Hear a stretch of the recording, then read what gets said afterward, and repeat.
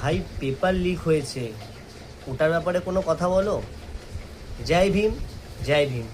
ভাই paper leak হয়েছে, ওটার ব্যাপারে কোনো কথা বলো। আমরা হিন্দু নই, আমরা হিন্দু নই। ভাই পেপার লিক হয়েছে, সেটা নিয়ে কোনো কথা বলো।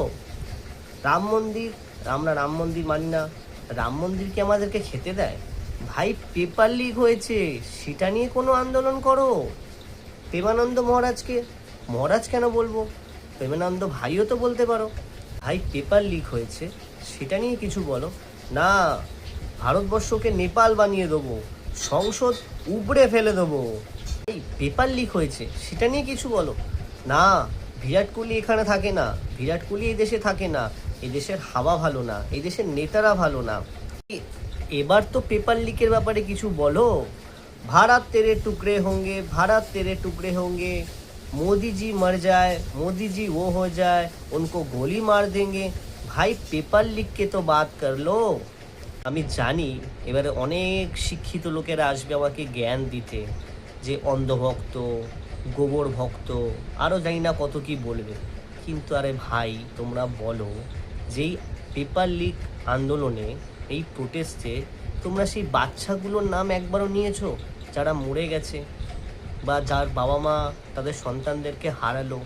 তাদের কথা তোমরা কেউ ভেবেছো? যে যার নিজের স্বার্থ সিদ্ধি করার জন্য গেছো। অনেক শিক্ষিতরা আসবে, এসে জ্ঞান দেবে, কমেন্টে অনেক জাতা কথা বলবে, অন্ধভক্ত বলবে। কেন? যেহেতু আমরা প্রভু শ্রীরামের ভক্ত, আমরা রামকে মানি, তাই আমাদেরকে অনেক উল্টাপাল্টা করবে। কিন্তু ভাই তোমরা এটা কখনো ভেবে দেখেছো যে তোমরা কি করছো? এই আন্দোলনটাকে কোন জায়গা থেকে কোন দিকে নিয়ে যাচ্ছ? তোমাদের ইস্তফা চাওয়ার দরকার ছিল আমাদের শিক্ষামন্ত্রীর, কিন্তু তোমরা আমাদের ভারতবর্ষের প্রধানমন্ত্রীকে গালি দিচ্ছ। মোদি কো মার দেঙ্গে, যোগী কো মার দেঙ্গে।